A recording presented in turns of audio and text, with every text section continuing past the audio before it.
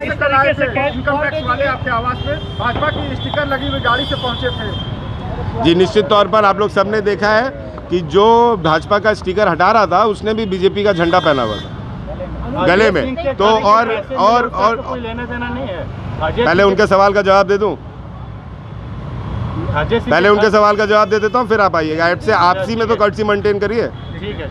हाँ, तो वो जो गाड़ी थी वो गाड़ी बीजेपी के स्टिकर लगी हुई आई थी और बीजेपी वालों ने उस गाड़ी को भेजा होगा।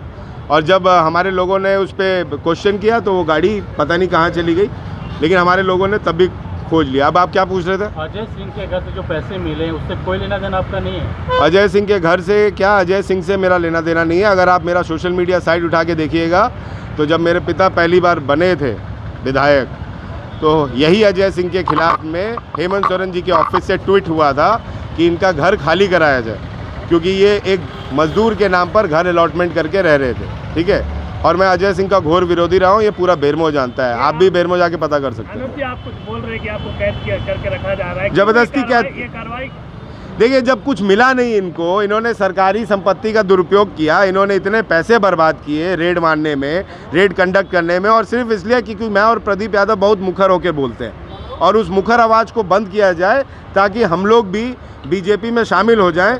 ये साजिश थी इनकी, और जब इनको मिला नहीं तो अब इनकी छींची लेदर हो रही है, तो ज़बरदस्ती और कुछ करके ढूंढ रहे हैं। मैं तो बोल रहा हूँ कि अगर मैं गलत होऊंगा तो मुझे जनता सज़ा देगी, मुझे कोर्ट सज़ा देगा। आपको जो रेड कंडक्ट करना था आपने रेड कंडक्ट किया, आपने मेरे घर को सील किया। आप कहेंगे क्या कुछ मिला? देखिए, सच्चाई ये है कि मेरे यहाँ तो रेड कंडक्ट हो रहा है, मेरे बेरमो आवास पर भी रेड कंडक्ट हो रहा है, मेरे रिश्तेदारों के यहाँ भी रेड कंडक्ट हो रहा है, मेरे पटना आवास में भी रेड कंडक्ट हुआ। पटना आवास का पंचनामा में उन्हें कुछ पेपर्स मिले हैं, जो पेपर्स नाम तौर पर पड़े रहते हैं, जो मेरे घर का किराया आता था वो पेपर है।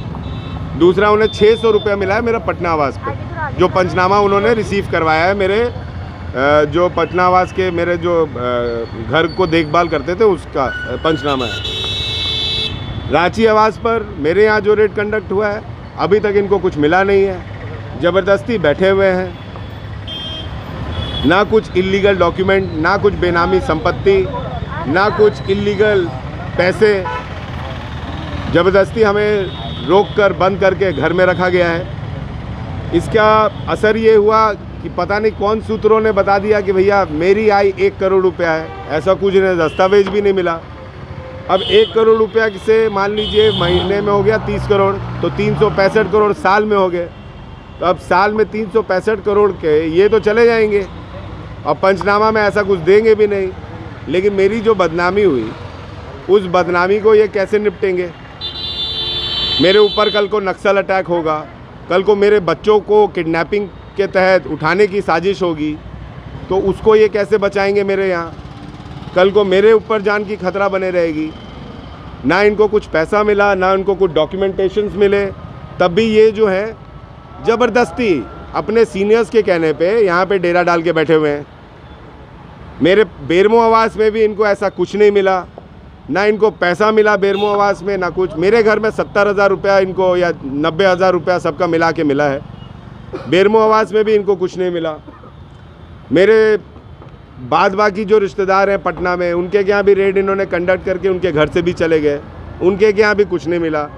अब ज़बरदस्ती बैठे हुए। हाँ, एक चीज़ पे ज़बरदस्ती प्रेशर किए जा रहे हैं कि आप जो घर बना रहे हैं, तो जो मैं घर बना रहा हूँ 2005 में 2006 में मेरे पिता ने मेरी माँ के नाम पर घर लिया, ज़मीन लिया।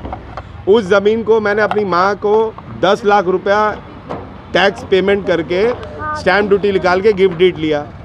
अभी उस ज़मीन के प्रति मैंने लोन के लिए विधानसभा में अप्लाई किया हुआ है। उस ज़मीन में कुल कंस्ट्रक्शन जो होगा कास्टिंग और कॉलम उठा के वो करीब 50 से 60 लाख रुपए का हुआ होगा, जिसमें से 20 लाख रुपए के करीब 18 लाख रुपए के करीब मैंने अपने सैलरी अकाउंट से वेंडर्स को पेमेंट किए हैं अपने रिलेटिव्स के थ्रू।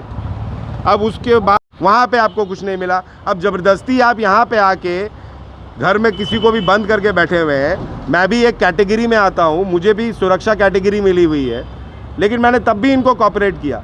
लेकिन अब ये ऊपर से अपने डीजी और पटना से कौन कौन अधिकारी का फ़ोन का वेट करते हैं, उनसे बात करते हैं और फिर बोलते हैं कि हम तो ऊपर का वेट कर रहे हैं, ऊपर वाले हमको ज़बरदस्ती रहने के लिए बोल रहे हैं, हमें मालूम है आपके यहाँ कुछ नहीं मिला है, पंचनामा में जो हमने रिपोर्ट तैयार किया है उसमें कुछ नहीं मिला है, लेकिन क्या करें ऊपर हमें रोका जा रहा है आपका घर छोड़ने के लिए, तो ज़बरदस्ती ये कर रहे हैं ये काम। अनुज जी, जो 1 करोड़ की बात आई है कि 1 करोड़ आपका दैनिक इनकम है, ये तो सच्चाई मैं विजय पाठक जी से पूछना चाहूँगा, हमेशा की तरह बड़ा भाई मानता हूँ उनको, धनबाद से अभी आए हैं रांची, और शकील अख्तर जो उनका इनकम टैक्स डिपार्टमेंट का प्रेस रिपोर्टिंग करते हैं, ये शकील अख्तर से प्रभात खबर को पूछना चाहिए कि आखिर उनके पास कौन सा इन्फॉर्मेशन आया विशेष सूत्र कि इन्होंने 1 करोड़ रुपया छापा।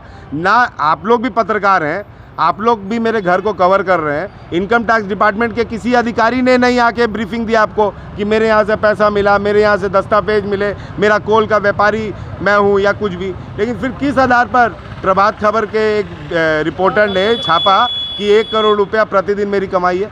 आरोप में कुल कितनी राशि बरामद हुई है? मेरे यहाँ से 90,000 के करीब, बेरमो से 50-60 हज़ार के करीब। और रिश्तेदारों के यहाँ क्या छापेमारी हुई? रिश्तेदारों के यहाँ छापामारी हुई है, उसकी मेरे को जानकारी नहीं, और रिश्तेदारों से मेरा कोई व्यापारी लेन देन नहीं है। रिश्तेदार मेरे रिश्तेदार हैं, अब मेरे रिश्तेदारों को मेरे नाम से जोड़ के ज़बरदस्ती उन्हें हरास किया जाएगा, तो ये तो गलत है। कैश मिले हैं या गहने भी या ऐसे? मैंने बोला तो मेरे यहाँ से 90,000 के करीब कैश और 9 लाख रुपए के गहने मेरी बीवी के मिले। कल भी समय मांगा इनका बस चले तो ये मेरा घर छोड़े ही नहीं, क्योंकि इनको बीजेपी वालों ने भेजा है, इनको बाबूलाल मरांडी जी के कहने पे भेजा गया है, इनको हेमंत विश्वकर्मा के कहने पे भेजा गया है, इनको निशिकांत दुबे के कहने पे भेजा गया है। आपने एक बार फिर से हेमंत विश्वकर्मा का नाम लिया, क्या आपको लगता है पहले भी उनका नाम ले चुके उस वजह से हो रहा है? अरे भैया मैं तो बोल रहा हूँ बीजेपी वाले सब हैं, सब इन्वॉल्व हैं, इनको इसीलिए भेजा गया है भाई।